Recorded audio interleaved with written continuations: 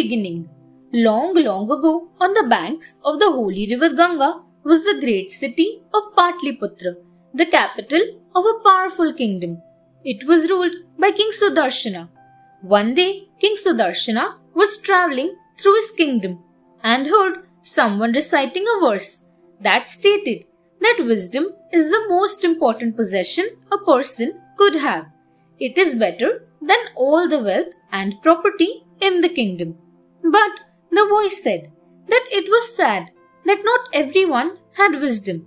This worried the king a lot because he himself had sons who were very foolish. He thought it was better to have one wise son rather than 40 foolish ones. After all, it was one moon that gave light at night, not millions of stars. It is said, thought the king, that wisdom, a gentle wife, obedient children, comfort and health are the best things in life.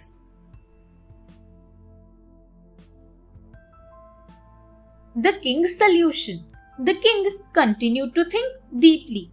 Is everything based on fate only, or can we make some effort to change ourselves? And what happens to us? He wondered. I think we must make efforts to achieve something we wish for. After all, even a lion cannot get its food by simply waiting in its den. It must go out and hunt for its prey. Then it is fate, whether it finds a deer or a rabbit. So fate and effort must go together, he decided. So the king called all the wise and learned men in his kingdom and asked them how they could teach his sons wisdom. Among them was Vishnu Sharma, who was considered as wise as Brihaspati, the teacher of the gods. He offered to teach the princes wisdom and policy. The king was very grateful as he gave his sons into the care of the learned sage.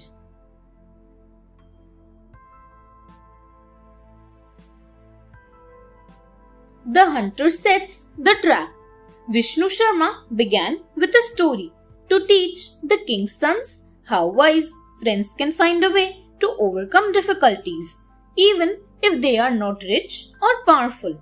Once upon a time, a shalmali tree stood on the banks of the Godavari river. Hundreds of birds roosted on that tree every night. A hunter had seen this and came there very early in the morning to catch birds. There was a crow, Wise-Eye, who was very observant, who saw the hunter stealthily come there. The crow saw him scatter rice grains and seeds on the ground to tempt the birds, arrange a net and then hide in the bushes nearby. The crow decided to find out whether the birds were alert and wise or not. So he sat down till he saw a flight of pigeons overhead.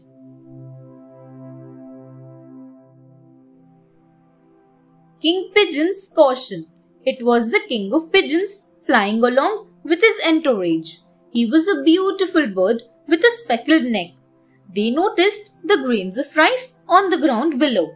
The pigeon king was a very wise bird. So, when he saw that his flock wanted to eat the rice, he said, "Yes, we'll have a look at that, my friends. But we must be sensible. I see no village or huts or fields here. So from where did the rice grains come to this deserted forest?" He warned the others. If we are not cautious and simply given to our greed, then we will be like the man who was destroyed by his greed for the golden bangle. The flock wanted to know the story of the tiger and the golden bangle. So the pigeon king narrated what he had seen. The tiger and the bangle. A tiger was sitting on the bank of a pool in a dense forest in the Deccan. He had bathed and was wearing a flower garland, looking very saintly. He kept calling out to passers-by, offering them a gold bangle. Most people went by without heeding him, but one greedy traveler stopped. For a moment he was cautious. One has to take some risk if any wealth is to be won. he thought. But there must be some caution before I take that risk. Suppose he is telling a lie? What are you doing here? He asked the tiger. You are a carnivorous animal. How can I trust you? I was certainly a carnivorous animal, replied the tiger, and I killed a lot of harmless animals when I was young. So, as a punishment for my wicked deeds, I lost my sons and my wife. The greedy traveler. So what are you here for? Asked the traveler again. A wise and holy person asked me to do good deeds, to repent for my sins. So here I am, old, toothless and weak. I am waiting to give this bangle to someone as a gift. But no one believes that I am harmless now, with no teeth or claws. Here is the bangle, said the tiger, holding out his paw. But you'll have to wade across the pool to get it. I am too old and feeble now to come there. The man thought that the tiger was too old to harm him. So his greed overcame him and he waded across. Halfway, he was stuck in the muddy water. The tiger immediately seized him. I should never have believed his sweet talk, thought the greedy traveler as he died. Heedless pigeons. The king pigeon's words were wise. Never allow your greed to overcome your common sense, my friends. But one of the pigeons was rebellious. He wanted to eat the grains. So he told them that wisdom does not mean they should go hungry. We should not follow only the advice of old people, he said scornfully. Otherwise, we will not achieve anything. He swooped down, and the others followed him and flew down too. As they began to peck the grains, they were caught in the net. The pigeons began to beat their wings helplessly and complain. They blamed the rebellious pigeon for having got them all into this trap. The wise pigeon king told them that getting overexcited at good fortune or feeling miserable when in trouble was foolish. They should not be frightened. He told them that when he gave a signal, all of them should lift off together, carrying the net.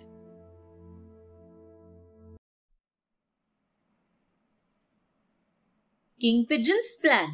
Don't blame him, said the Pigeon King. If you have a friend, then sticking to him, even in a calamity, will cause you to fall into the disaster too. We must find a way out of this trouble now.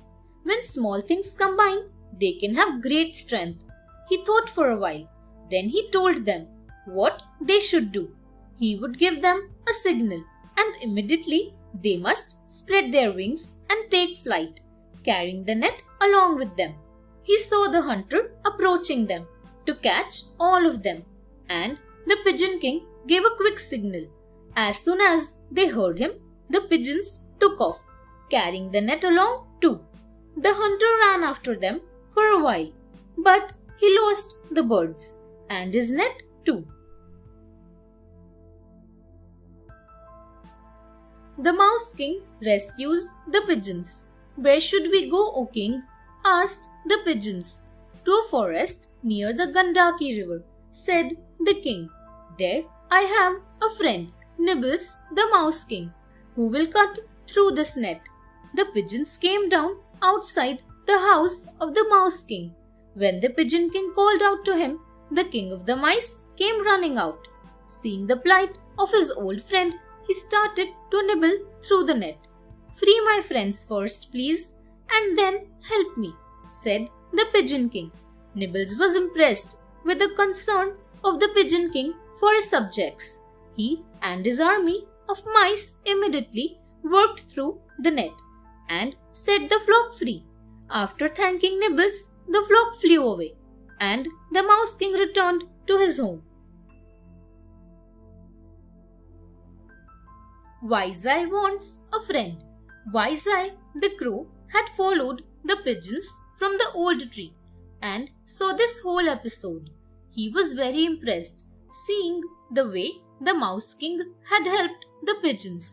"Mouse King," he called, "will you be my friend too, please?"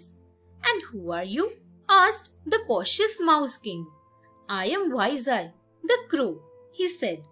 "I saw your wisdom when you helped the pigeons, and I would like to be friends with you." Nibbles laughed. "We are natural enemies. Crows eat mice, so how can I be your friend? Haven't you heard the story of the jackal who would have eaten the deer but for the crow?" "No," said Wyly. "Do tell me what the story is." "I'll tell you about the friendship of a deer and a crow who lived in a grove of champak trees in Bihar," said Nibbles. The deer, the crow, and the jackal. The deer and the crow were great friends. The deer was a friendly fellow who roamed around freely in the woods. One day a jackal saw him, and his mouth watered at the thought of eating the deer. He called out to the deer and told him that he was happy to make a friend, as he had none so far. The deer, as usual, was very friendly and took him home. But the crow, sitting on a champak tree, was wary and wise. He watched the deer coming along with the jackal and asked who this was. "He wants to be friends with us," said the deer happily. "We should be careful about making friends with strangers," said the crow. "Don't you remember how the vulture made friends with the cat, called him home, and got himself killed?" "What's that?" asked the deer and the jackal. The vulture, the cat, and the birds. On the banks of the Bhagirathi, there was a fig tree. In the hollow of the tree lived an old and feeble vulture. He was blind and had lost his talons too, so he couldn't hunt. The birds that nested on the tree usually gave him some food. One day, when the birds had gone to search for food, a cunning cat that had been watching them came to the vulture. "Sir, I am a cat living on the banks of this holy river," said the cat. The vulture threatened him and asked him to go away because he was afraid the cat would attack the helpless nestlings. But the clever cat said, "I have given up eating all meat and bathe and worship every day. I have come to you to learn law, as you are so wise." The old vulture refused. The cat, however, was very persuasive. Persuading the vulture. "How can you be so unfair?" asked the cat. "You are deciding that I am unfit merely because I happen to be a cat? You must know a person's qualities.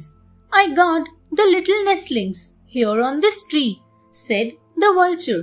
"You are a cat and a natural enemy of these birds. If you come near, I will kill you.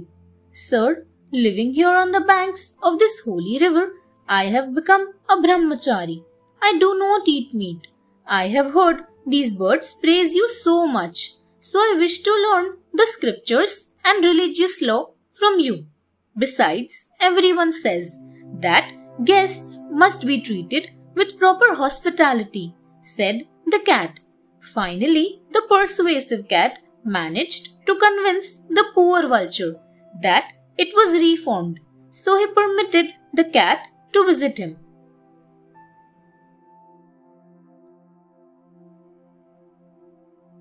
The poor vulture.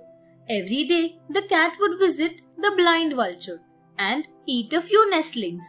Then he would leave their bones and feathers in the vulture's hollow. He would sneak away before the birds returned. When they came home, they found some of their babies missing.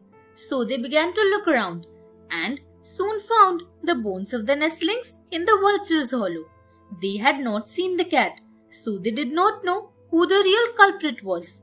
They decided that the vulture must have killed and eaten their babies. They attacked the poor vulture and killed him. "So you see," said the crow to the deer, You must be very careful about making friends and bringing strangers into your home. But you and the deer were strangers before you became friendly, said the cunning jackal. So make me too your friend. The trusting deer. The deer agreed with the jackal and accepted him as a friend, trusting him. Then they would go out together. But the crow watched anxiously. One day the jackal told the deer that there was a field of delicious green corn at the far end of the woods. The deer happily went with him, not knowing that the farmer was a very alert man. He had set traps for animals in his field. The jackal knew about this. Once the farmer has killed the deer, he thought, I'll also get to eat some delicious meat. The deer went to eat the corn and was trapped in the net immediately. He called out for help, but the jackal said he could not cut the cords. The crow had meanwhile come searching for the deer. How are you stuck in this net? He asked. I should have listened to you, said the deer sadly. A good friend. The crow was sensible and a good friend too. He quickly understood what must have happened. The wicked jackal must be waiting somewhere to eat his share. He knew. But he also knew that he must save his friend somehow. The crow saw the farmer coming towards the deer with a stout stick. He said, Now, my friend, you act as if you were dead. It will be nearby watching you. When I call loudly, get up and run. The deer followed his friend's advice. The farmer came up to the deer and, thinking the deer was dead, he removed the trap. Immediately, the crow began to call loudly. The deer got up straight away and ran for his life. The angry farmer threw the stick at the deer, but it hit the jackal and killed him instead of the deer.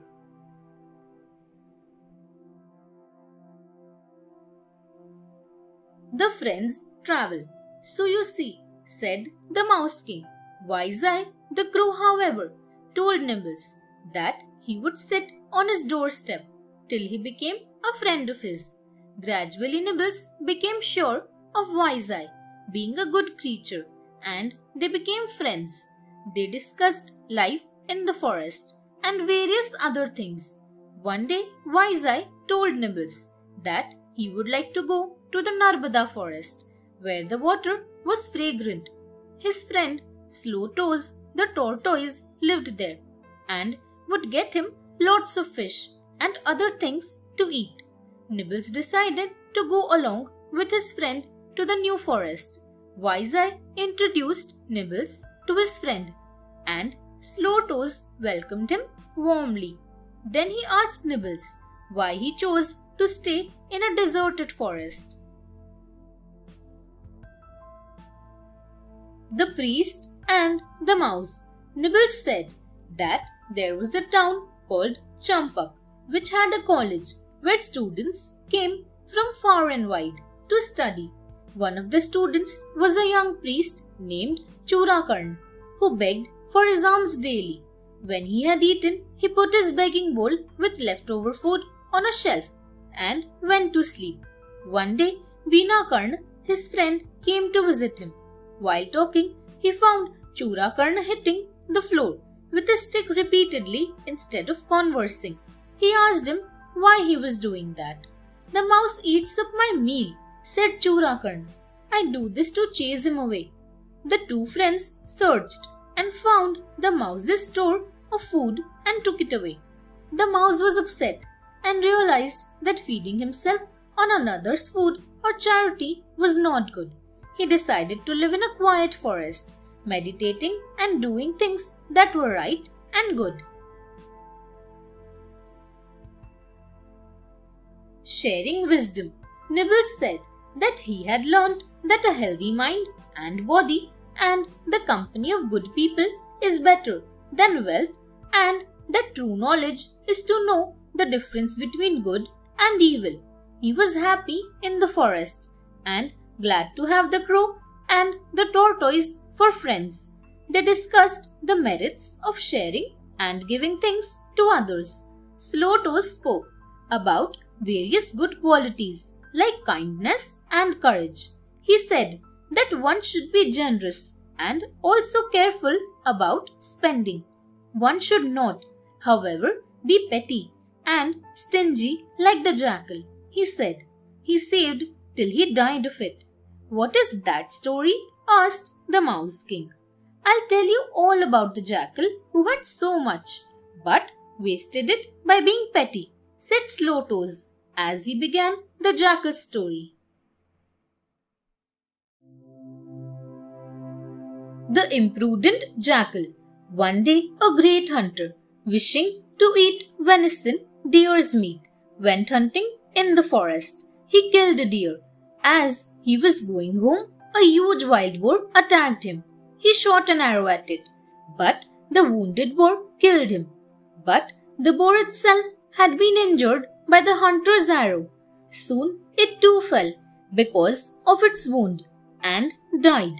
After a little while, a jackal passed that way and saw the wild boar, the deer, the hunter. Some way off, there lay a dead snake that had been killed in the skirmish. Wow, thought the jackal. There's enough food here to last me for weeks. Now, what shall I eat first? He began to calculate for how long the food would last for him. Just then, he saw the hunter's bow with a big chunk of meat stuck on the bow horn. The greedy jackal. The moment he saw the scrap of meat on the bow, the jackal wanted to eat that too. Why should he let even that little bit of meat go? In spite of having plenty of food available, the jackal was so mean and greedy that he did not wish even that small scrap of meat to remain there without eating it. He felt it would be a pity not to grab that too. I'll have a little snack first, he thought, and he seized the meat on the bow. Unfortunately, as he pulled at it, the bowstring broke loose and lashed at him like a whip and killed him immediately. Trying to get even the scrap of meat, he lost his own life, while a huge and delicious feast was there right in front of him.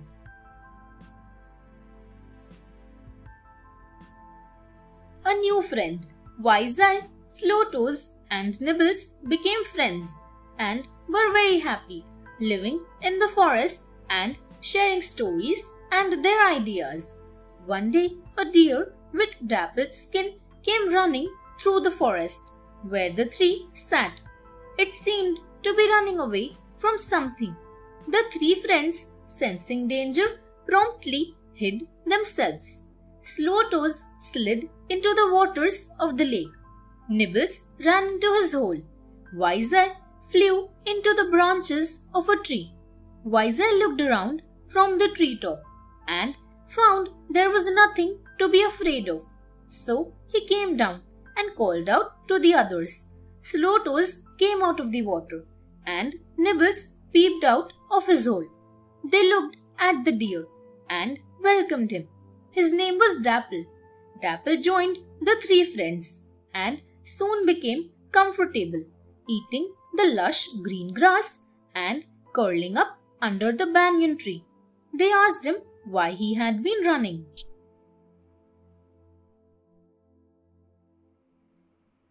Prince of Kalinga. A hunter was chasing me, said Dapple, so I had to run away. I am glad to have found friends like you. Dapple had also brought some news that he shared with the others. He had heard that Rukmangada, the Prince of Kalinga, was going away with his army to defend the borders against enemies. He is camping on the banks of the Chenab river, said Dapple.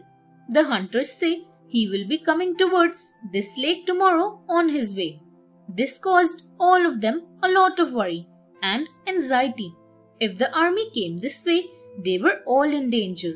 The hunters would come too, to fetch food for the army.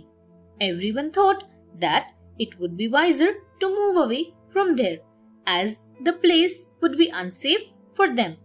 But the wise Nibbles thought that Tortoise couldn't move fast on land. He would be safer in the lake than outside.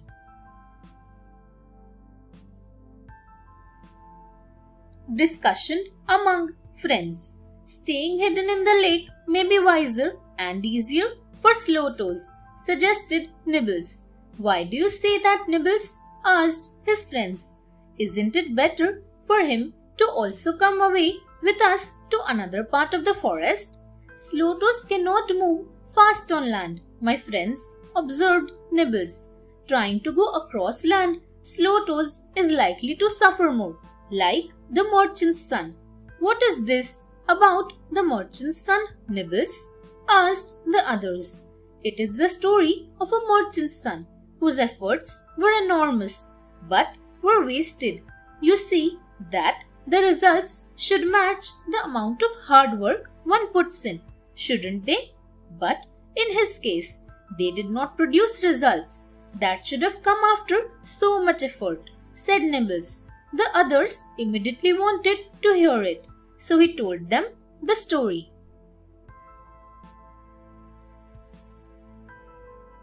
The merchant's wife. King Veerasena ruled the kingdom of Kannauj. He had a handsome son, whom he made the viceroy of Veerapura city. One day, as the prince was riding through the city, he saw a beautiful woman. She was Lavanyavati, the wife of a merchant's son. He fell in love with her, and on getting back to his palace, he sent a very lovelorn letter to her through one of the palace maids. Lavanyavati also had fallen in love with the handsome prince, but she refused to accept the letter and returned it, saying that she was a faithful wife and would only do what her husband wished. The messenger told the prince. He wondered as to how to solve this problem. The messenger suggested that perhaps a trick would obtain what they could not get by force. That's how the jackal killed the elephant, said the sly messenger. The prince wanted to know about that. The Jackal and the Elephant. Once upon a time, an elephant lived in a forest. There were also many jackals, and they looked greedily at the elephant. What a feast we would have if we could kill this elephant, whispered the jackals to one another. An old jackal said he would get the elephant for all of them. The old jackal went and bowed low before the elephant, saying, "Sir, I am from a tribe of jackals that live in this forest. We need a king, and seeing your imposing and majestic self, we feel you are the right choice as our king. Please come and be the king of our tribe." The elephant was flattered and went with the jackal. On the way, he fell into a deep trough that the jackals had covered up. He cried for help, but realized that the jackal had tricked him so that his pack might attack and kill him.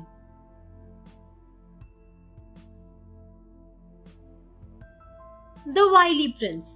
The prince understood the advice. He called the merchant's son Charudatta and appointed him as his personal attendant. One day he told Charudatta that he had to offer worship every evening for pleasing a goddess, for which he needed a lady of good family and birth to help him with the rituals. Accordingly, Charudatta brought a lady of a good family for the worship. The prince performed the rituals, and then he gave costly gifts of jewels, perfumes and silk. Charudatta saw this and longed for the gifts too. Therefore, the next evening he took Lavanyavati, his wife, to the prince. Charudatta had to watch the prince behave lovingly to Lavanyavati, and there was nothing he could do. Nibbles completed his story, saying that all the plans of Charudatta were wasted after all. But Tortoise had taken off without hearing the end of the story. Tortoise in trouble. Tortoise was going along slowly to the new place when a hunter saw him. He quickly picked the tortoise up and strung him upon a stick. The hunter had found a good dinner and walked towards his home. By then, Nibbles, Wyly, and Jackal had rushed in search of Tortoise and saw him being carried away by the hunter. They were aghast. "We must make some attempt to save Tortoise," they decided. Nibbles suggested a plan. Jackal would lie down in the hunter's path, acting dead. Wyly would sit on him, pretending to peck his eyes out. The plan was carried out immediately. The hunter saw the deer lying in his path and thought he was dead. "Wow," he thought, "I am having a wonderful day today. First, I caught this tortoise, and now I have found this deer. I am going to feast and get rich too."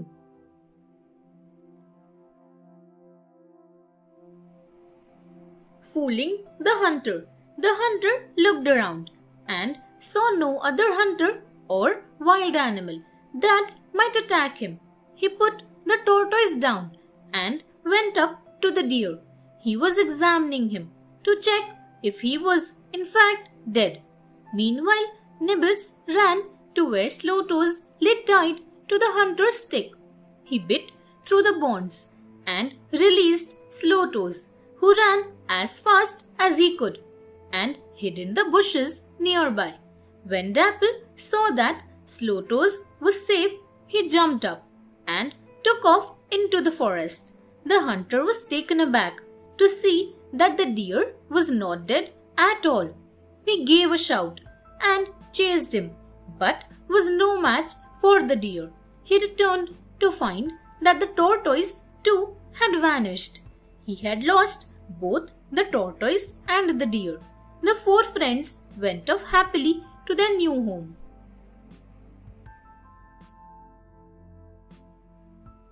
The Prince's Question. Vishnu Sharma, the wise teacher, had told the princess all about winning friends. The princess thanked him and asked him if people who were friends remained so always. "No," explained the master. "Sometimes you have friends who fall apart or fight and separate. This can happen on one's own through a misunderstanding, or it can be caused by someone who is jealous of the friendship and wants the two friends to break up. Would you tell us how to understand and recognize the breakup of friendship, O revered teacher?" asked the princess. "Certainly, this is an important lesson for you," said Vishnu Sharma, as he began to narrate a story about the parting of friends, which was caused due to a misunderstanding and led to disaster.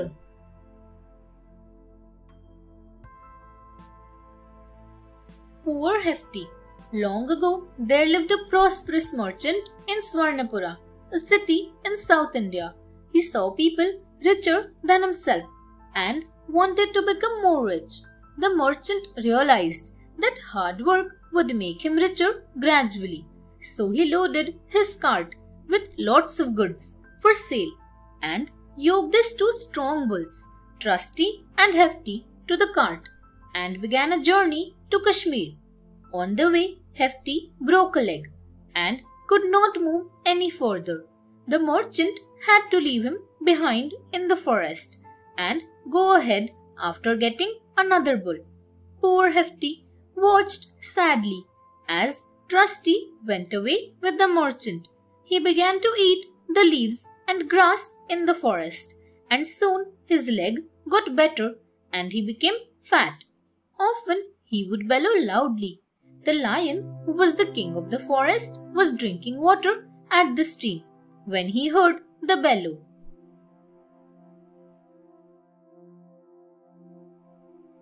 A worried king. The Lion King was worried as he didn't know where the sound came from. So he went to his den and waited. In his court were two very cunning and wicked jackals, Karateka and Damanaka. Damanaka saw the Lion King's anxiety and wondered why he had returned from the stream without drinking. Karateka was a sulky fellow who did not like to serve the king because they only got leftovers for food after the king had eaten. When Damanaka told him they should try to find out the reason for his worry, Karateka brushed him away. "Don't you know the story of the monkey and the wedge?" he asked Damanaka. "What monkey and what wedge?" asked Karateka. "It's a story that tells you not to meddle in other people's work," said Karateka. "Tell me the story," requested Damanaka. The Inquisitive Monkey. Once upon a time, in a town in South Bihar, a man found a clearing on the banks of the Dharma river and decided to get a temple constructed on it. He gave the task to a man named Shubhadatta. In the afternoon, all the workers of Shubhadatta stopped work to eat their lunch. One day, a carpenter was cutting a log of wood when it was time to break off for lunch. Since he had begun to split it, he put a wedge in the cut and went off for lunch. A troop of monkeys had come out of the forest and were leaping about at the sight. One monkey sat on the log with his legs and tail dangling in the cut. He saw the wedge and playfully he pulled it out. His legs and tail were trapped and there was nobody to get him out. He died because of his inquisitiveness.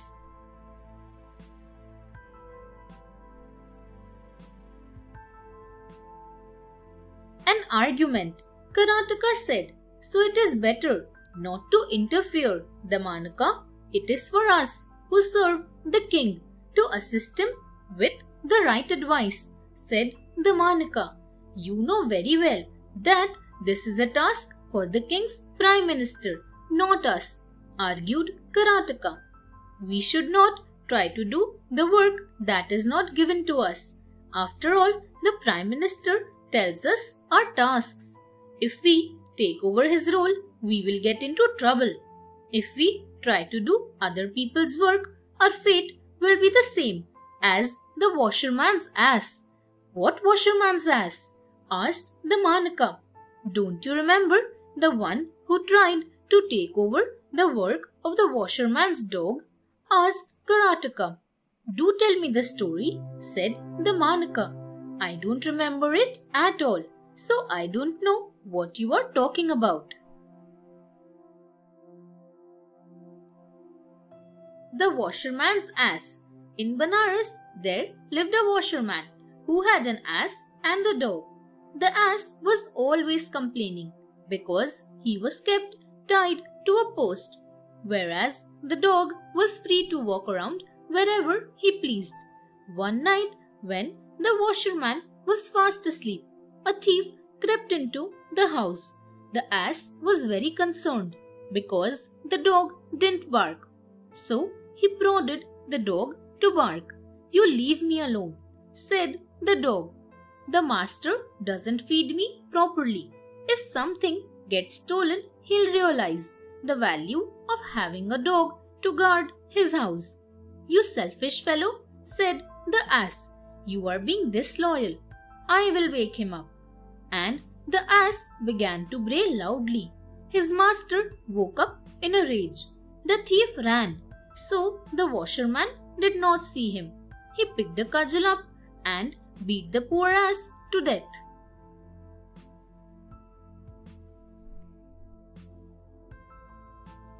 Damanaka persuades the reluctant Karateka. "I agree that this is the Prime Minister's job," Karateka admitted Damanaka after hearing the story. "But we must rise to high positions. We can only do that if we make some effort." Karateka was not very convinced, so Damanaka gave a lot of arguments to persuade him. "People work to achieve different things, my friend, said the cunning Damanaka. Some people work for wealth, some for affection. Look at a dog. He will roll on the ground and wag his tail just to please his master. But we have to work for a greater ambition. What ambition? Asked Karateka. We wish to be ministers to the king, replied Damanaka.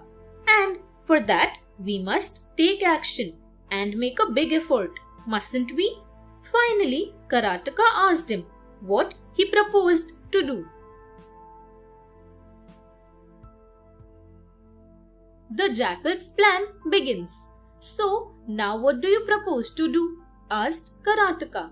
We must find out what has frightened the king, suggested Damanaka, even if we have to risk going to him.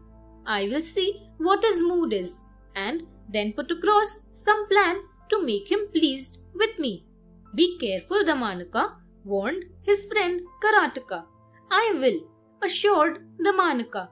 I will patiently follow the king like a shadow, and when he is pleased with me, I will ask him what worries him.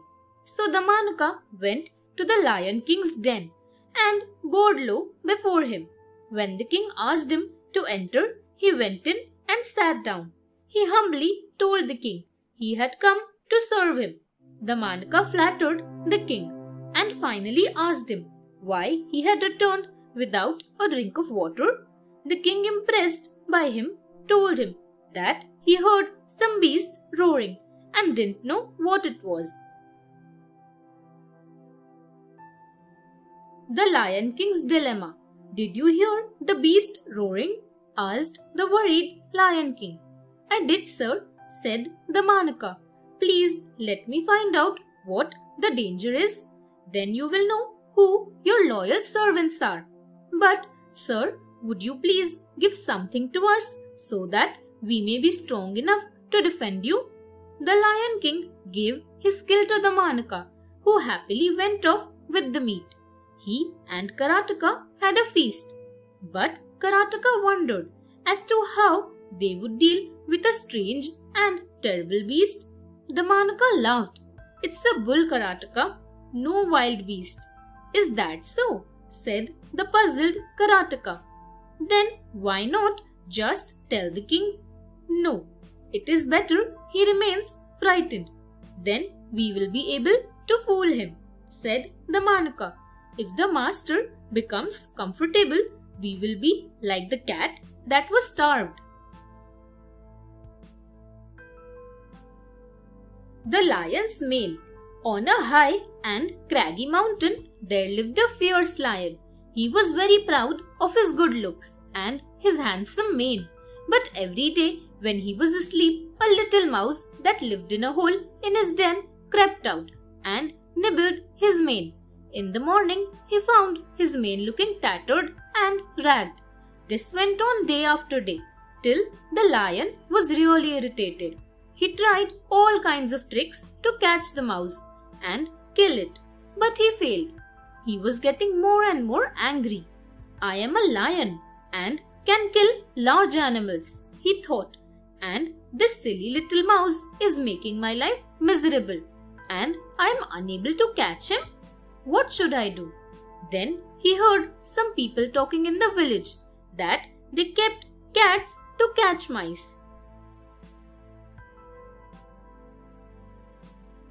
The starved cat. The lion decided to get himself a cat, since all the villagers seemed to use cats to catch mice. One day he brought a cat to catch the mouse. He flattered the cat and requested it to keep an eye on the mouse. The cat was fed plentifully and the lion talked sweetly to it. The alert cat did not allow the mouse to come near the lion. Every night when it was time for the lion to sleep, he gave lots of food to the cat and set it to catch the mouse. For many days, the clever little mouse managed to escape the cat's clutches. But one day, the mouse peeped out of its hole.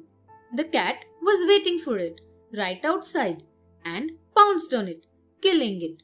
After that, the lion had no use for the cat anymore, so he neglected it till it died of starvation. Persuading Hefty. So you see, said the Manaka, only if you fool the master will he think that we have served him cleverly. The jackals therefore went to Hefty. Karateka sat under a tree at a distance, and the Manaka went up to him and said, I am the keeper of this forest, sir. That is the general of the king of the forest, a mighty lion. You must come and pay your respects to the general and do as he orders. Hefty went up to Karateka and bowed to him.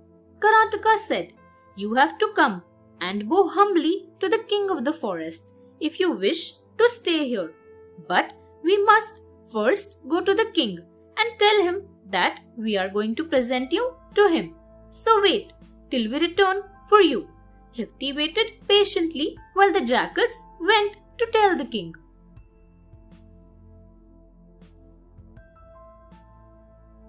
Persuading the king.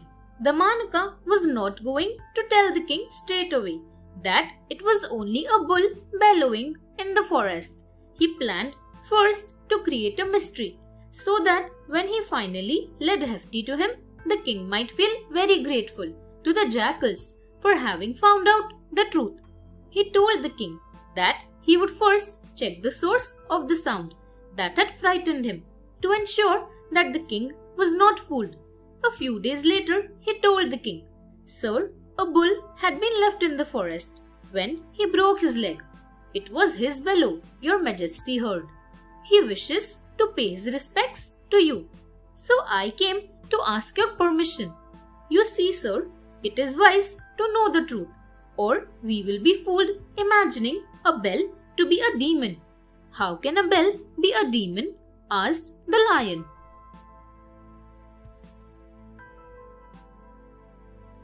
The bell. A thief once came into the city of Brahmapura and stole a bell. He was running away into the surrounding Shri Parvata hills when he was killed by a tiger. The bell lay in the forest on the mountainside. Some days later, a troop of monkeys found the bell. They enjoyed themselves playing with it, jumping on the trees and chasing one another with the bell. They made a lot of noise ringing it. The sound echoed all around and was heard by the people in Brahmapura as well. They wondered what the noise was and soon began to create stories about it. The people believed that a terrible demon lived in the hills. When he moved, the bell rang out and he would eat up anyone who came there. Fear spread in the area, so people began to leave the town.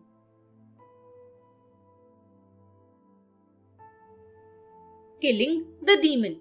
A woman named Karala lived in the town. She was clever and did not accept things blindly. She always wished to know the truth, and only then she believed something. So she went to the king and offered to find out the truth if she was rewarded suitably. The king ordered that she would be given some gold. Taking the reward, Karala set off for the mountains. On the way, she bought a lot of fruits. On the mountainside, she scattered the fruits all over the forest floor and hid herself behind a tree to wait for the demon. Soon the monkeys came. They hung up the bell on a tree and grabbed the fruits. Karala waited till they were fully involved in eating and quietly took the bell.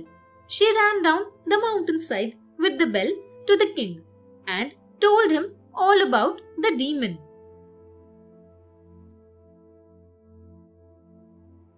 Hefty's progress. Sir, we have brought you the bull, said the Manaka. The king spent a lot of time talking to Hefty and gradually realized how wise the bull was.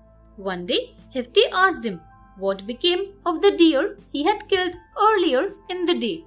The jackals will know about it, said the king. Hefty asked him to check up, and the king found that the meat was not there anymore. How could they have eaten so much meat? He wondered aloud. The wise Hefty told him that the jackals took away the meat always, eating some and wasting a lot of it. He advised the king to be a little more careful of his valuable meat, because no one had a right to take the king's treasures or property without permission.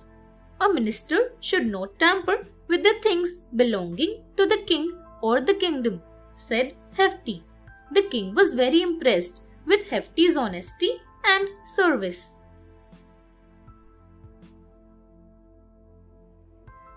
The king's brother visits. One day, the king's brother came to visit. The king asked for a feast for Brother Lion. Once again, the king found that a deer that had been available had been eaten by the jackals. Brother Lion advised the king to place the stores in the charge of Hefty rather than the jackals. Hefty did not eat meat, so he would keep the food stores safe for the king. The king found this advice appropriate, and so he placed Hefty in charge of the stores. The jackal could not eat so freely as they did earlier. It is our own fault, mourned the Manaka, that we have lost the freedom to eat lavishly of the lion's food. It is like the man who lost a fabulous bride, or the woman who got her nose cut off, trying to help another. What are those stories? Asked Karateka.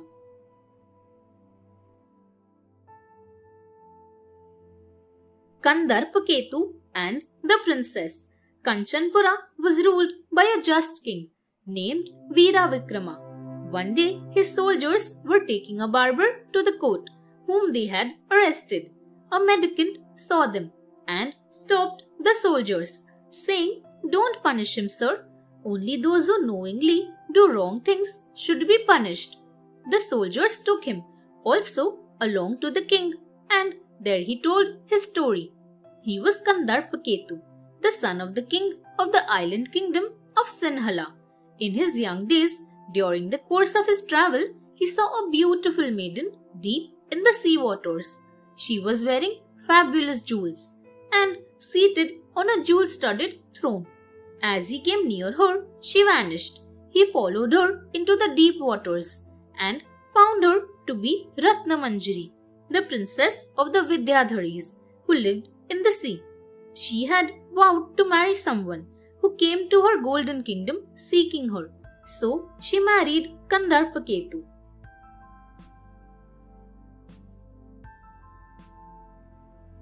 Kandarpaketu's curiosity. They had been very happy together for a long time. Ratnamanjari had a painting in her chamber of a Vidyadhari female named Suvarnarekha. When she married Kandarpaketu, she warned him never to touch that picture. In the beginning, he followed her instruction, but gradually his curiosity to find out what would happen if he touched the painting increased. Why Ratnamanjari had asked him not to touch it, he continued to wonder. One day he was unable to stop his curiosity anymore. He went up to the painting and, making sure that no one was around, he reached out to touch it. As his hand touched the picture, he found himself kicked out of the golden kingdom of Ratnamanjari. I became a mendicant after that and saw what happened in the house of this poor barber, said Kandarpaketu to the king. He is not to blame. So he told the king the story of the barber.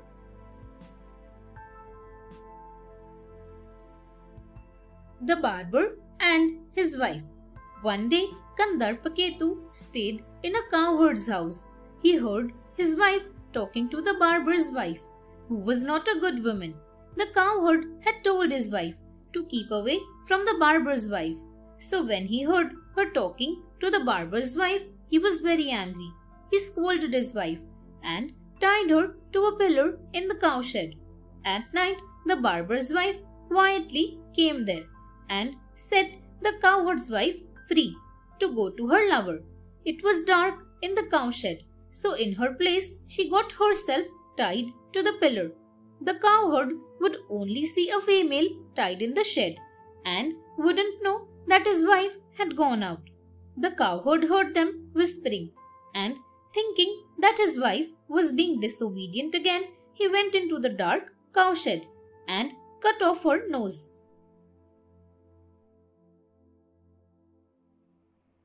Justice is done. The cowherd went back to sleep after punishing the woman he thought was his wife. His own wife later returned and set the barber's wife free. In the morning, the cowherd came to see his wife. He was stunned to see that her nose was intact. She must be a saint, he thought. I should not have tried to harm her or cast any doubts on her pure character. In spite of my cutting off her nose, it is intact. So he begged her pardon. Meanwhile, in the barber's house, his wife took his razor and howled loudly. He's cut off my nose. So the neighbors got the poor barber arrested. The king heard the truth about the incident from the mendicant and set the barber free. He punished the wives of the barber and the cowherd. The Jackal's plan. The Manaka stories showed how people often paid for their own folly. He told Karateka that now they were starving because they had brought the bull to the Lion King. So they planned to break the friendship between the lion and the bull. We have to do some trickery, like the crow who killed the serpent, advised the Manaka. How could a crow kill a serpent? Karateka asked. That is how one has to plan some trickery to cause a rift between your enemies when both of whom are strong, said the Manaka. We must find a way to make them fight each other. Then we will be able to destroy the bull. What is the story of the crow? Asked Karateka. The Manaka began by telling him about a pair of crows who lived on a tree.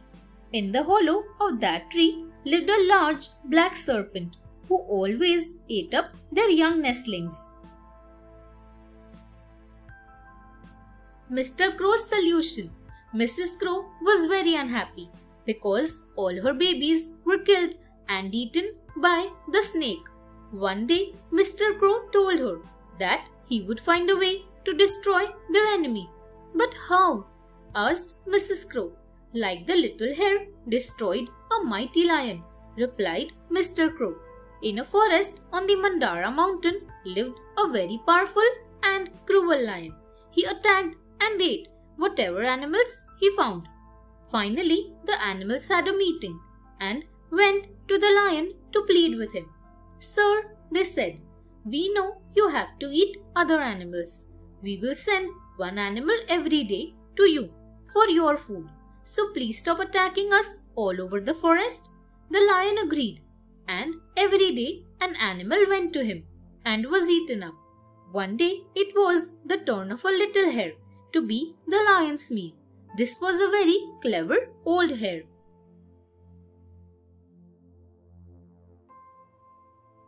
The lion and the hare. The old hare played around in the forest and reached the lion very late. The hungry lion was in a very bad temper at having been kept waiting for so long, and all that he would get after such a long wait was one small hare. He roared, "Why are you so late?" "Your Majesty, I was held up by another lion on the way," said the hare. "He has ordered me to return after informing you, as he wants to eat me." "Another lion in my forest?" said the Lion King. "Take me to him at once. I'll teach him a lesson." "But Your Majesty, he is a huge lion," said the old hare. "His roar is so loud that I was terrified." "Do you think it can be louder than mine?" asked the lion, even more enraged now. "I don't want him to harm you, Your Majesty," said the hare.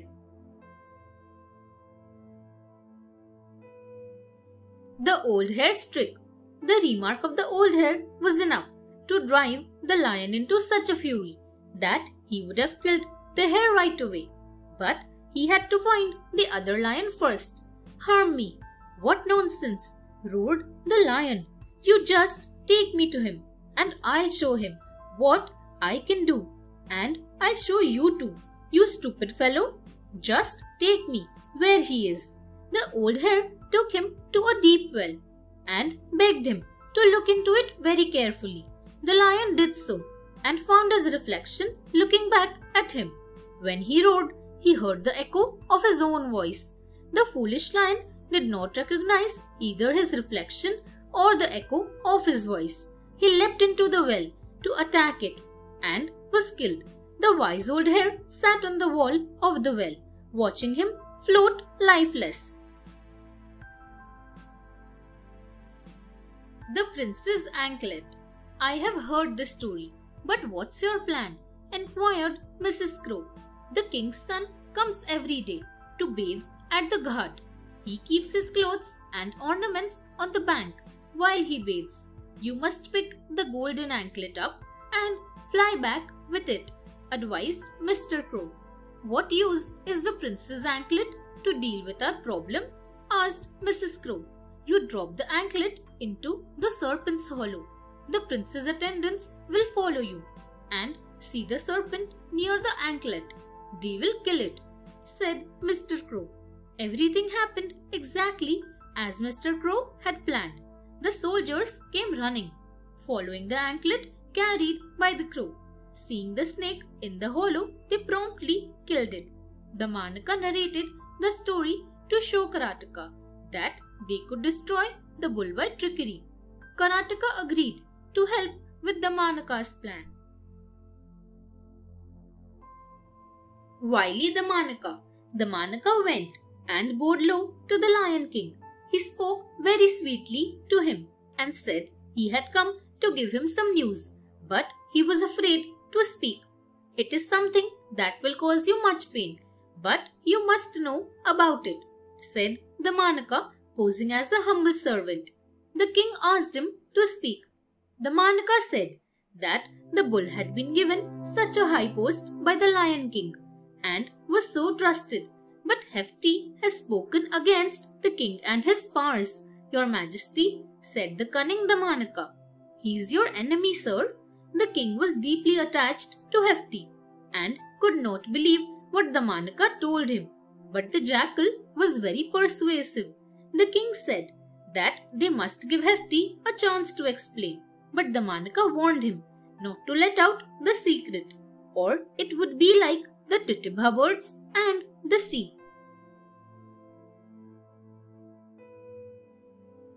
Titibha birds and the sea. A couple of Titibha birds arrived on the shore of an ocean. The wife was not happy to build her nest there.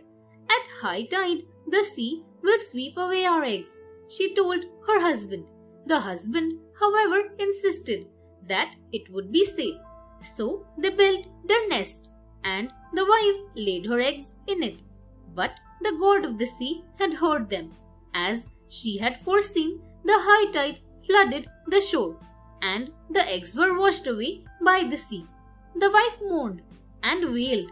Finally, they prayed to Garuda, the mighty king of birds, who served Lord Vishnu, preserver of the world. Garuda listened to Lord Vishnu's advice and he gave him a message to carry to the sea god. Garuda flew to give him the message.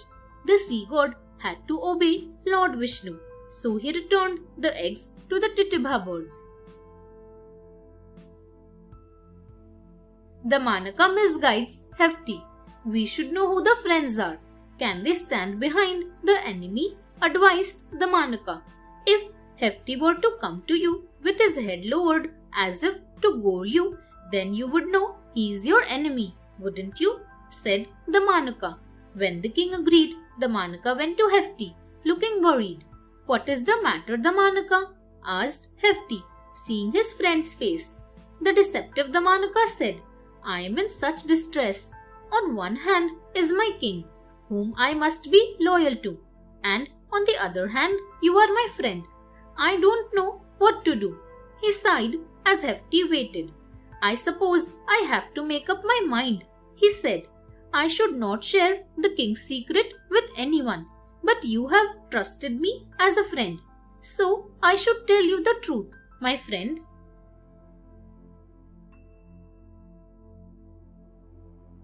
Evil the Manaka. The truth? What about? Asked Hefty, thoroughly puzzled. The king was so fond of you, said the Manaka, but his heart has changed. What do you mean changed? Asked Hefty. The king is against you, Hefty, continued the Manaka. He wants to kill you and eat you up. I should not tell you this, but after all, I was the one who introduced you, so I am worried, he confessed. This made Hefty feel very sad, and he wondered, I have always been loyal to the king. Why should he have turned against me so suddenly? There is no way to satisfy someone who hates you without any reason, commented the tricky the Manaka. If there was a reason, we could do something about it. But kings are strange. They will forget all the good you have done and get against you for a very small thing. The Manaka wins.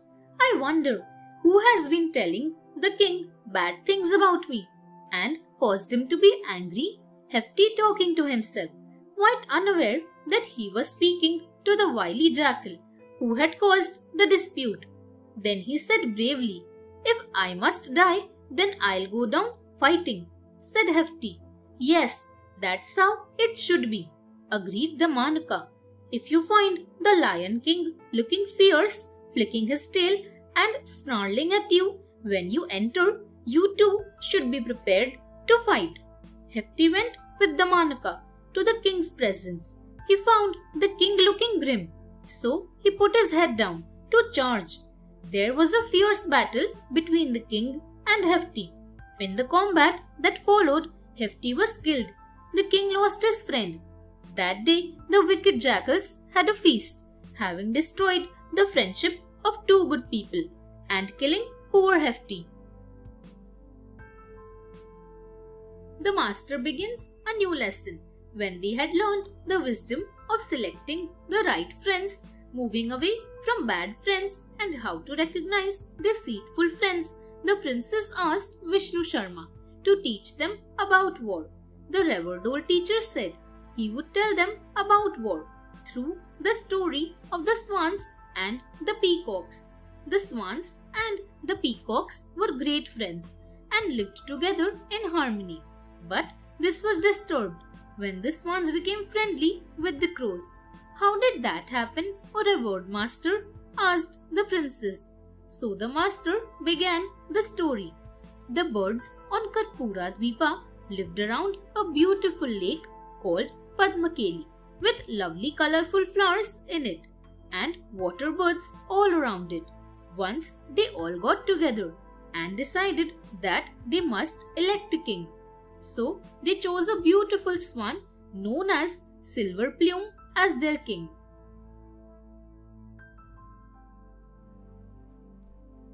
Longbill visits Silver Plume. Silver Plume was given royal treatment by the birds. They even made a throne of lotus leaves for him. One day a crane called Longbill came from a far-off land. The king welcomed him and asked him what the news was in other countries. Lots of news, my lord, exclaimed Longbill. I was on Jambudweep, near the Vindhya mountains. A peacock named Jewel Plume is the king there. While I was looking for food, his attendants found me. I introduced myself as one of your subordinates and praised you. When the attendants asked Longbill about Karpura Dvipa, he said it was heavenly and asked them to come and see it. It was not a dry land like Jambudweepa, he told them. The birds were very upset hearing the praise of another country and king. It's like the weaver birds and the monkeys, sir, said Longbill.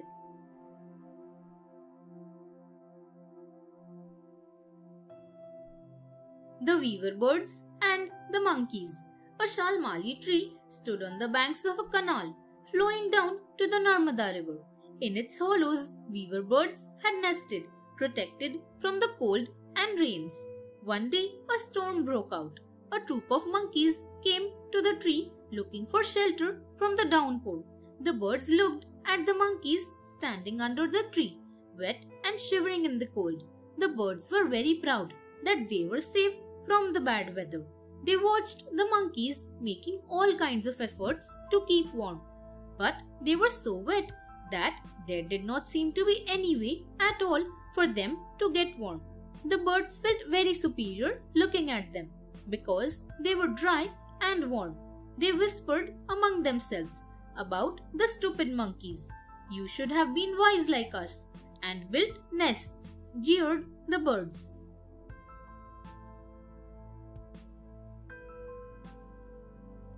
The revenge of the monkeys.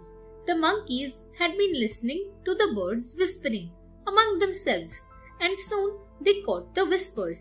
They were very upset and angry, hearing the birds mocking them. "They are so proud of their nests. We'll show them," decided the vengeful monkeys. They waited for the rain to stop. Then they sat together and wondered how to punish the arrogant birds who had dared to laugh at them. One of the monkeys had seen that the birds nested on the tree under which they had taken shelter during the rain. There were eggs and young nestlings in the nests. He saw. He told the others what he had seen, and the monkeys decided on a wicked vengeance on the birds. As soon as the rain stopped, they attacked the nests and destroyed all the birds' eggs and nestlings. Longbill has an argument. "There's no point talking sense to stupid people, sir," said Longbill. He said the birds were very angry and pecked at him for daring to criticize their king. The crane, however, defended his words in praise of his own king and his kingdom. The soldiers of Jewel Plume abused him, but still the crane held on to his own opinion. The king laughed at him. "Didn't you realize your strength and the strength of the soldiers who surrounded you?" asked the king.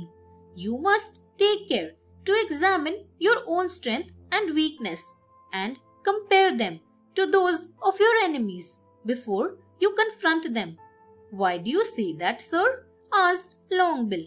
"If you don't do that, you will end up like the donkey in the tiger's skin," said the king, and he began to tell him the story. The donkey in a tiger's skin. A washerman named Vilasa lived in Hastinapur. He had a donkey who carried his heavy loads, but the washerman never had enough to feed him, so the poor donkey became weak. One day Vilasa found a tiger's skin lying on a road. While he was on his rounds, he picked it up, and then slowly an idea began to form in his head. "This skin is very useful," he thought. "I will put it on my donkey and let him loose to graze in a field of corn. If anyone sees an animal in the field, they will think it is a tiger. They'll be so frightened that they usually run away." The washerman felt he had come up with a brilliant idea, and that night he put the tiger's skin on his donkey and let him out near the cornfields to graze.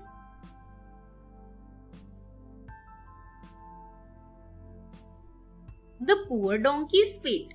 Soon the washerman's donkey began to look plump and healthy. He was not exhausted carrying his master's loads on his rounds. The farmer to whom the cornfields belonged was not very happy. He would find his corn had been grazed every day. He began to keep watch at night, holding a stout cudgel. Soon he found that a tiger crept into his field at night. "Tigers don't eat corn," thought the farmer, puzzled. But he kept watch regularly. He put a guard armed with a bow and arrow to watch his field. One day, when the donkey was grazing in the field, the guard saw him. The donkey saw some movement and thought it was a female donkey coming to make friends. He brayed loudly. The guard was furious, finding that it was a donkey and not a tiger grazing in his cornfield. The guard shot an arrow and killed the donkey immediately.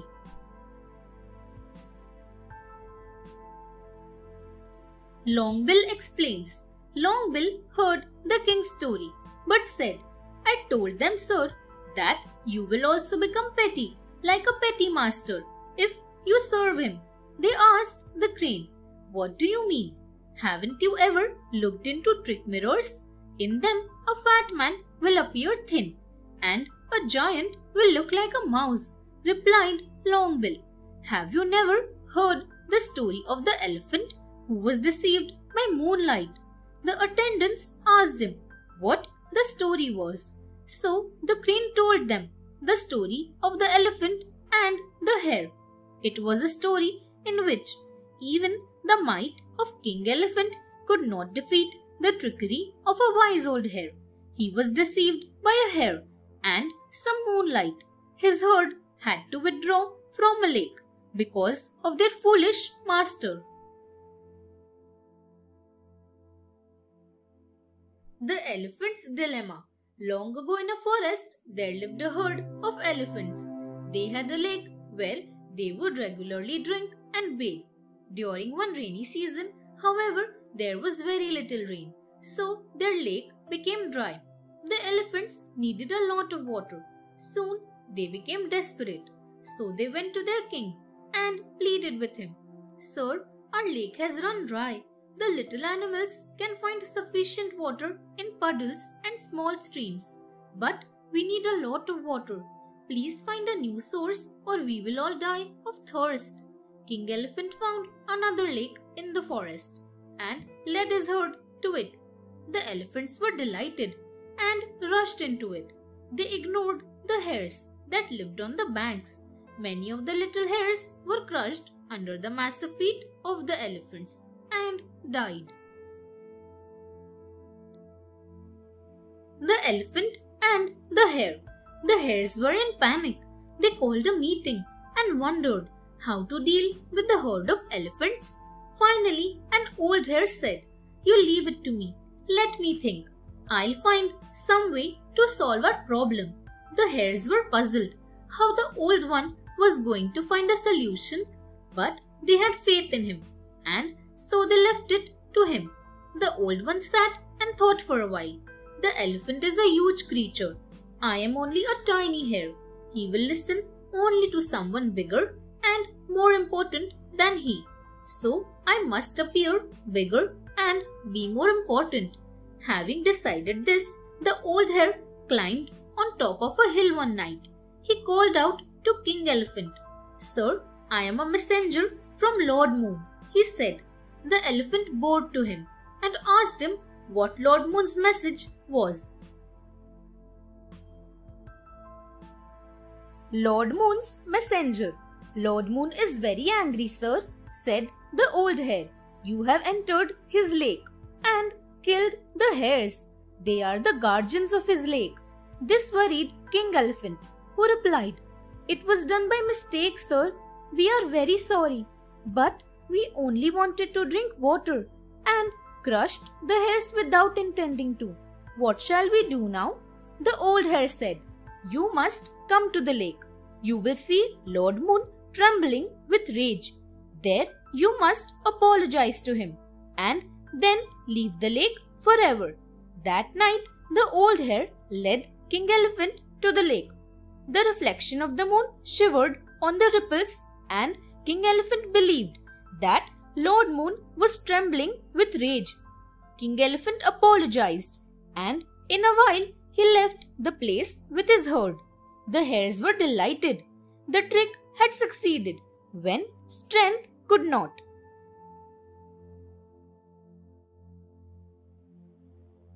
Longbill's challenge. Longbill told his king that he challenged the soldiers of Jambudweep, telling them that Silver Plume was the greatest king in the world. The angry soldiers took him to their king Jewel Plume and presented him as a wicked crane who was criticizing their country and king. Longbill said he was from Karpura Dweepa. A vulture sitting nearby asked him who the prime minister in that kingdom was. Chakravaka the goose, said Longbill. He is learned in all the scriptures.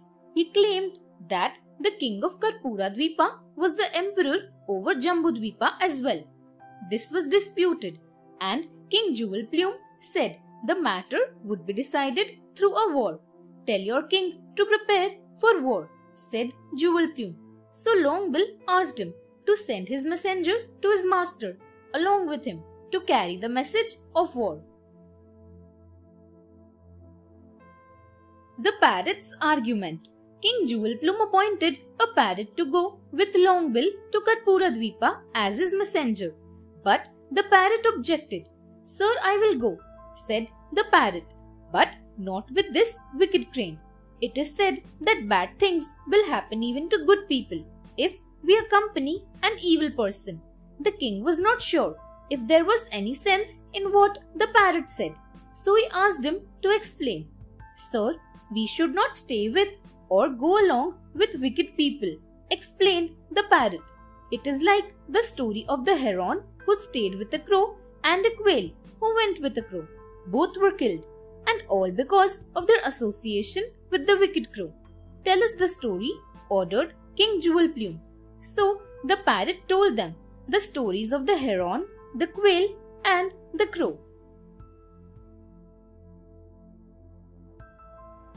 The heron, the crow, and the traveller. Far away on the road to Ujjaini was a large tree on which a heron and a crow lived. One day a traveller carrying a bow and arrows sat down to rest under the tree on his way to the city. He put down his bow and arrows and was so tired that he soon fell asleep. The sun rose high and the day was hot. As it moved across the sky, its rays fell directly on the face of the sleeping traveller. The heron, who had been away for a while, returned and saw the traveller fast asleep under the tree where he lived. He felt very sorry for him, with the sun falling on his face. "Poor fellow," thought the heron, "he must be tired, so he does not even realize that the sun is falling directly on his face."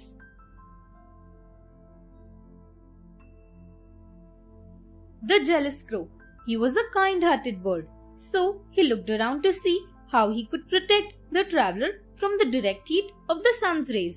He tried to hold a leafy twig to provide him with shade, but it was heavy and he couldn't hold it for long. Besides, the sun was moving along the sky. Finally, the kind-hearted heron spread out his wings and shielded him from the sun's rays. The traveller slept comfortably, unaware of the heron's kindness. The crow saw the heron's act of kindness. He had always been very envious and decided to play a trick. He let his droppings fall into the traveller's mouth. This woke the sleeping fellow up. He was disgusted and angry. He only saw the heron, and thinking him responsible for the droppings, the traveller shot the poor heron. The quail and the crow. All the birds were going on a pilgrimage to the seashore to worship the king of birds, Garuda. A quail decided to go along in the company of a crow. On the way, there was a cowherd walking along with a pot of curds on his head. The crow would swoop down and dip into the pot and eat some of the curd repeatedly. The cowherd felt this once and looked up. The crow was scared and immediately flew off. The quail, unaware of the crow's theft, was happily flying along. The cowherd saw the quail and thought that it was the quail who had been stealing his curd. He picked a stone up and hit the quail. The poor quail fell and was caught and killed by the cowherd. Now, sir, you know what happens if we live with or travel with wicked people, said the parrot. False sweetness. Sir, said Longbill, narrating this to King Silver Plume. I tried to tell the parrot that I wasn't the wicked fellow, but he was not ready to trust me.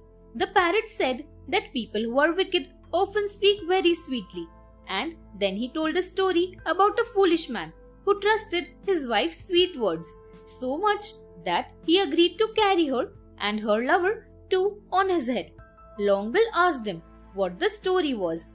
There was a town named Yavanashri said the parrot, where a carriage maker lived with his wife. He was called Mandamati, the duffer. His wife was a woman of bad character, but Mandamati was not ready to believe anything bad about her because he had never himself seen her go with her lover. So he believed that she was a very good woman.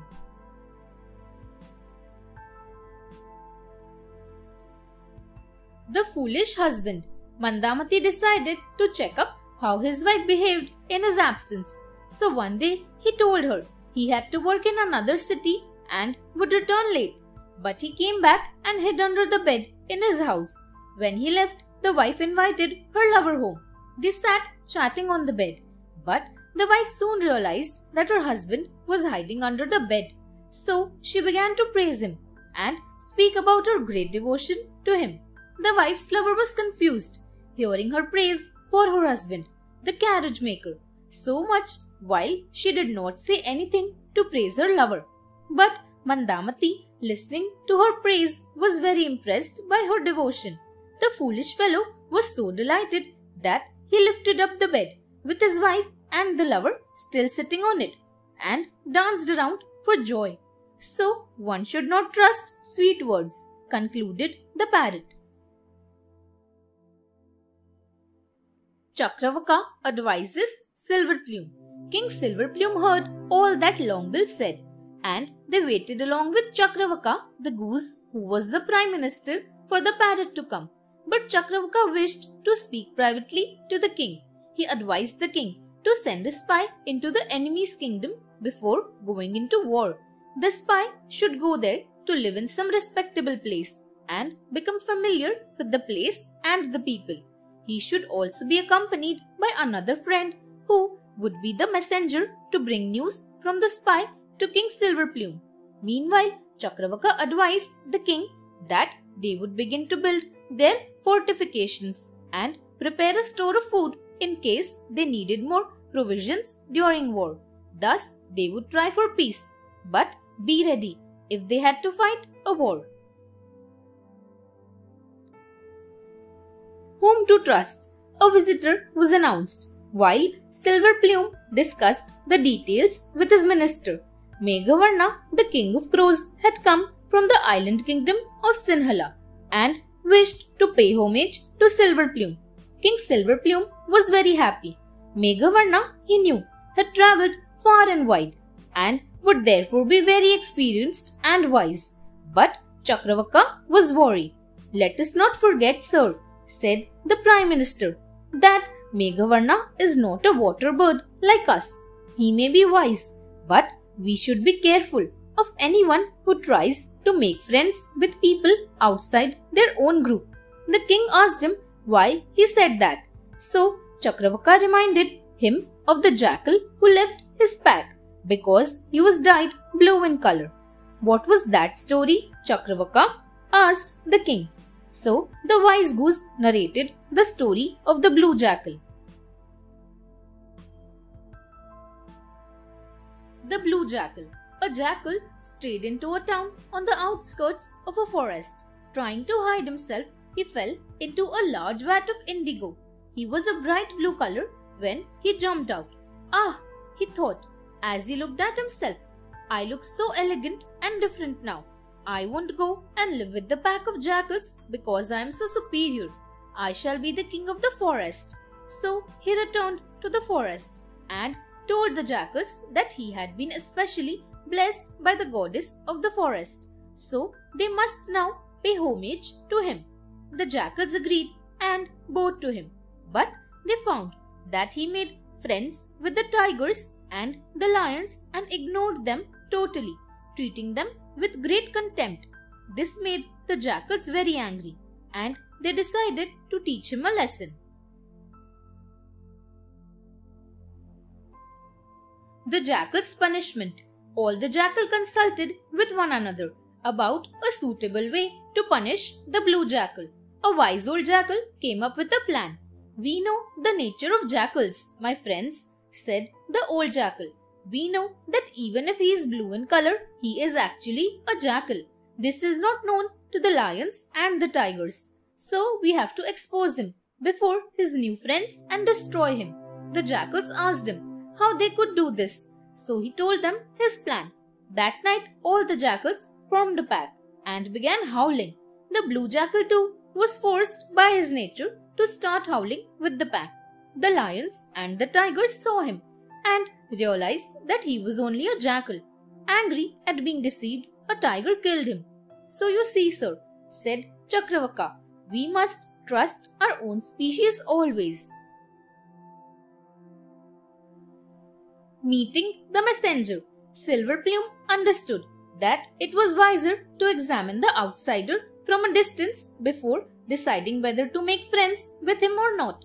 The parrot has come first, sir, so let us call him in first and then invite King Meghavarna, advised Chakravaka. So the parrot was called and then Meghavarna was invited. The parrot was an arrogant messenger. He told King Silverplume to accept King Jewelplume's superiority or to leave his kingdom. Silverplume was furious at the parrot. Meghavarna jumped up to punish the arrogant messenger, but wise Chakravaka calmed him down. The parrot is only a messenger, sir, he said. We must hear him without reacting to his words, even if he is rude, because we would like to know all that he has to say before we decide what to do. So they sent off the parrot courteously. The enemy prepares. The parrot returned to Jambudvip and gave a glowing account of Karpuradvipa. It was worth conquering, decided King Jewelplume, and stated his minister Doordarshi the vulture. The king checked with the astrologer what would be a good time to go into battle. The army must be inspected and the strength of the enemy noted. It was decided that a small army commanded by efficient generals would be more effective than a huge army. A spy from Karpuradvipa heard all the details and flew back to his kingdom to inform King Silverplume about the preparations. He also told the king that there was a spy among their own people who was giving information to Jambudvip. That must be the crow, said the minister. But he was going to attack the parrot for rudeness, observed Silverplume. Haven't you heard of King Shudraka and his faithful servant? King Shudraka employs Veeravara. I heard this story from the flamingo's daughter, whom I loved long ago, said the king. Sometimes strangers turn out to be more loyal than dear ones. A warrior named Veeravara came to King Shudraka looking for work. He said he would have to be paid 500 gold coins every day. He would serve the king with his sword and his 2 strong arms. The courtiers advised the king to try out this man's service. So the king employed him. The king found that every day Veeravara would give half his wages to learned people, a quarter of it to the poor and the needy, and managed to live on a quarter of it himself. Then he would stand guard in the palace and not move till he was ordered. One night the king heard someone sobbing and sent Veeravara to check who it was. Veeravara's loyalty. Veeravara went into the dark streets to find out who was crying. The king was worried, so he too followed Veeravara. The warrior Veeravara saw a beautiful lady dressed in fabulous clothes and jewels, crying. Veeravara asked her who was she and why she was weeping. I am Shudraka's fortune, said the lady. I have lived a glorious life so far, but he will die in 3 days, and then all the good fortune I have will be gone. Is there anything that I could do to make King Shudraka's fortune stay with him? Asked Veeravara. Yes, replied the lady. Your son Shaktidhar is a very auspicious person. If his head is offered as a sacrifice to the goddess, then Shudraka will live for 100 years. Veeravara promptly went to his house and told his wife and son all about the lady's words. His wife and son too agreed to serve their king with equal loyalty. A king's reward. Veeravara's family went to the temple. and he sacrificed his son and offered his head to the goddess. Miserable without his son, Veeravara killed himself also with his sword. His unhappy wife too did not wish to live without her husband and her son, so she too killed herself with the same sword. Shudraka was horrified at the terrible deaths and very unhappy that he had failed to see the worth of this great warrior. He decided to kill himself too, as he felt he did not deserve to live or to be a king. As he drew out his sword, the goddess appeared. She brought Veeravara and his family back to life. Veeravara, when questioned, merely said that a lady had wept but had vanished when he came there. The king was so pleased that he told the court about Veeravara's deeds and made him the prince of Karnataka. The minister's wisdom. So you see, Chakravaka, said Silver Plume, not all strangers are evil. There can be some like Veeravara who will serve their master's interest even at the cost of their own life or by sacrificing what is so dear to them. I agree, sir, said Chakravaka humbly. But a minister, a physician and a teacher must always speak the truth to benefit a person even if the truth is hurtful. So, I must tell you, still to be careful of crows, sir. Why do you say that, O wise Chakravaka? Asked the king. Let me share a story with you, sir, said the minister. This is the story of a barber who became so greedy for money and wealth that he killed a Buddhist monk and in the bargain lost his own life too. Tell me the story, said Silver Plume.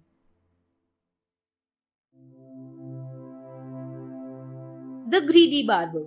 Long ago in Ayodhya, there lived a warrior named Chudamani. He saw everyone around him becoming prosperous and wished to be as rich as they. So he began to worship Lord Shiva and practiced severe austerities. Finally, the Lord was pleased with his worship and appeared before him.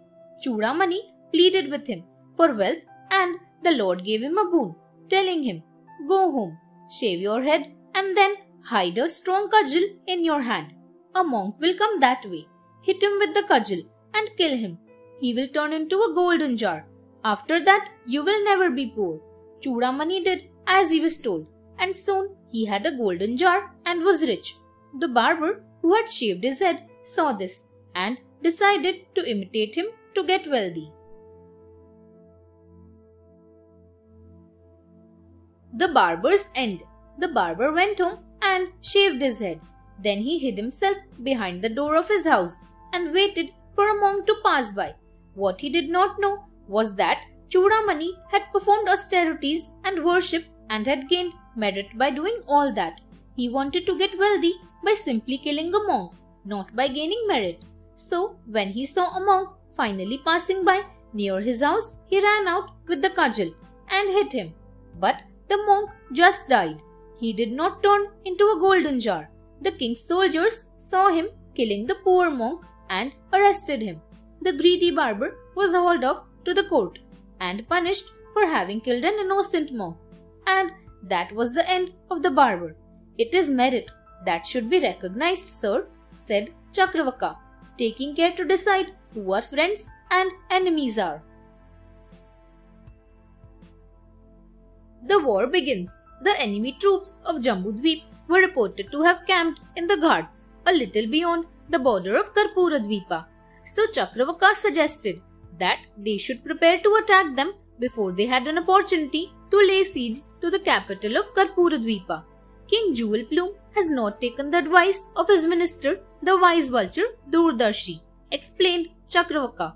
He has rushed into the battle. So we are better prepared. It is always better to attack when the enemy is tired or in disarray. So let us attack them now. The army of King Silver Plume was ready and they attacked the forces of Jambudweep. Many of their soldiers and generals were killed. King Jewel Plume was unhappy and he consulted the old vulture once more. What did we do wrong? He asked. A wise king does not neglect the advice of wise men, even if he himself is learned, said Durdarshi. War councils. Sir, the minister can only advise the one who is willing to listen, said the old vulture. I cannot guide you if you are going to do foolish things in spite of my advice. That is why I kept quiet. King Jewelbloom apologized to his minister, saying that he had depended only on the physical strength of his army and not understood the wisdom of Doordarshi's advice.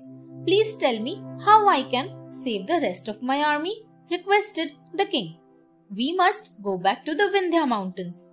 No, said Doordarshi. We will first destroy our enemy by causing conflict and then go back. Get ready to blockade their fort. The spies of Karpuradvipa reported this to Chakravaka immediately. King Silverplume was worried. How will we handle this blockade? He asked his minister. Sir, identify those who are efficient in your army and give them rich gifts, advised Chakravaka. War preparations. Chakravaka was a wise minister and had a lot of advice for King Silverplume. He knew that great wisdom is required to fight a war. One should not simply charge against a powerful enemy. If a man fights with an elephant, he will be trampled to death, sir, said Chakravaka. So, we should be careful in the battle against a powerful enemy like King Jewelplume. He insisted that they must fortify themselves properly.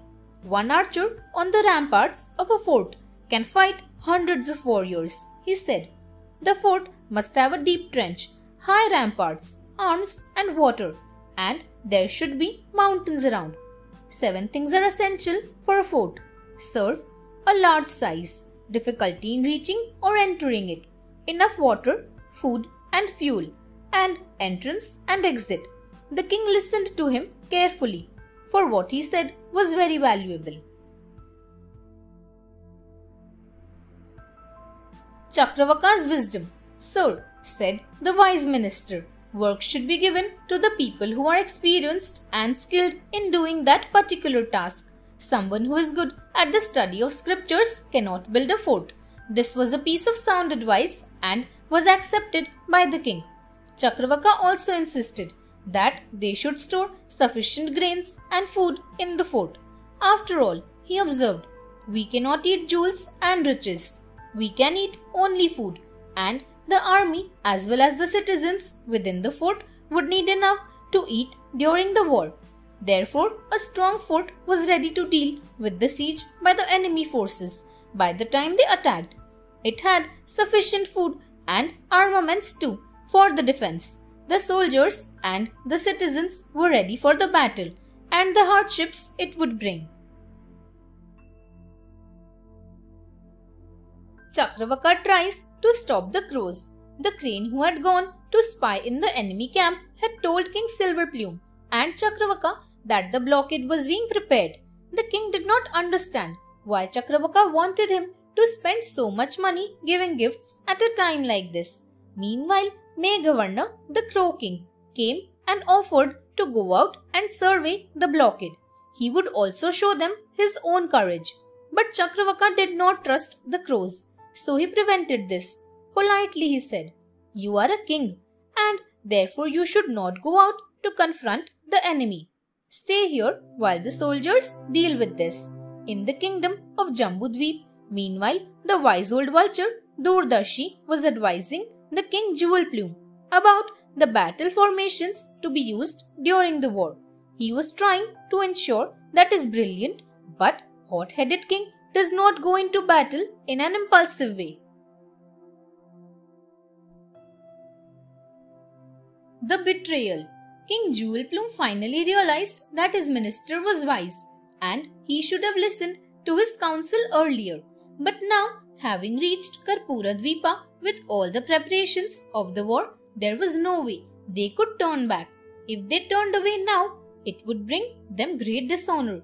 He asked Doordarshi why he had stopped him earlier, but the wise old vulture said, there is no point in showing a mirror to a blind man, sir. At that time you were too blinded by your own ideas to hear what I was saying. So I kept quiet. There was a fierce battle at the gates of the fort, but the crows were treacherous They set fire to the houses inside the fort. They set up a cry that the fort had fallen. The army of the water birds withdrew to the lake. The end of the war. King Silverplume was extremely sad, since his kingdom had been betrayed by the crows whom he had befriended and treated with courtesy. He too went slowly to the lake with the rest of his forces.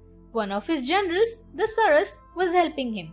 Silverplume asked the Saras to leave him and try to save himself instead. He named his son Chudamani as his successor, but the Saras was devoted to his king. He said he would die defending him and the fort rather than let his king face the enemy alone. When a cock attacked Silverplume, the Saras threw himself at the attacker. He saved Silverplume, pushing him into the lake, and died fighting. King Jewelplume, the victor, took over the fort. Vishnu Sharma completed the chapter on war, teaching the princes how to handle it with caution and wisdom. The opponents make peace. The princes had learnt about the war through the stories of the swans and the peacocks.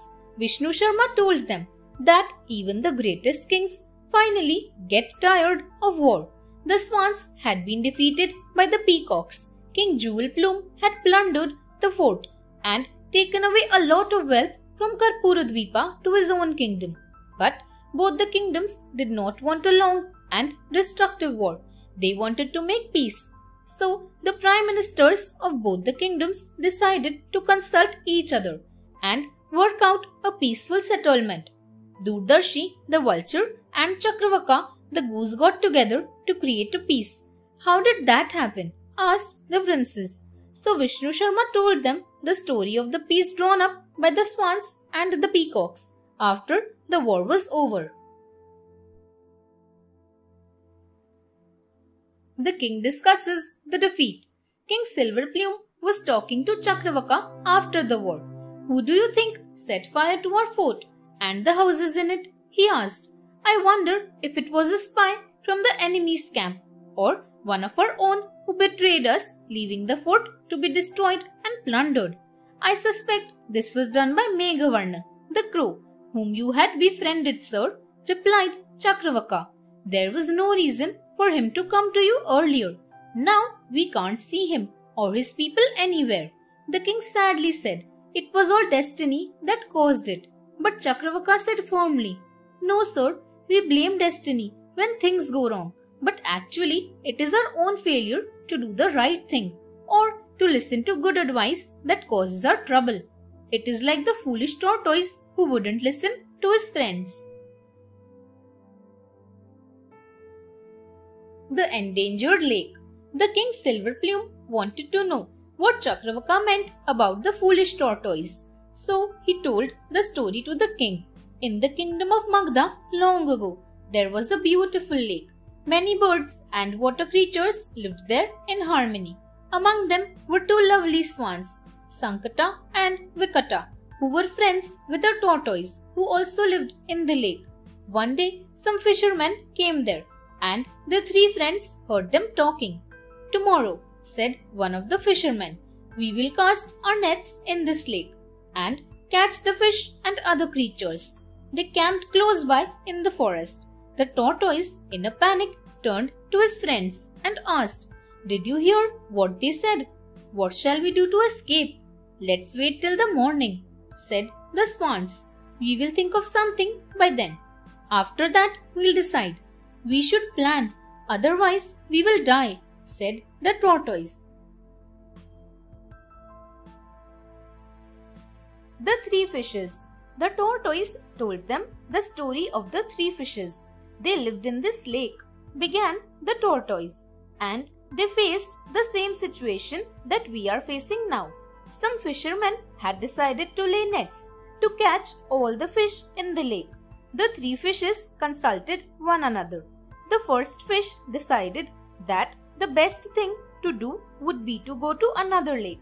So he said goodbye to his friends and went away. When the other two discussed it and the second fish decided There was no point doing anything now. When the trouble arose, he would take action, he said, like the woman who was able to fool her husband, the merchant, even when she tried to protect her lover in front of him. The third fish did not know that story, so he asked about it. Then the second fish told it to him. Thanks for watching. Do like, share, subscribe to Sahil Book House.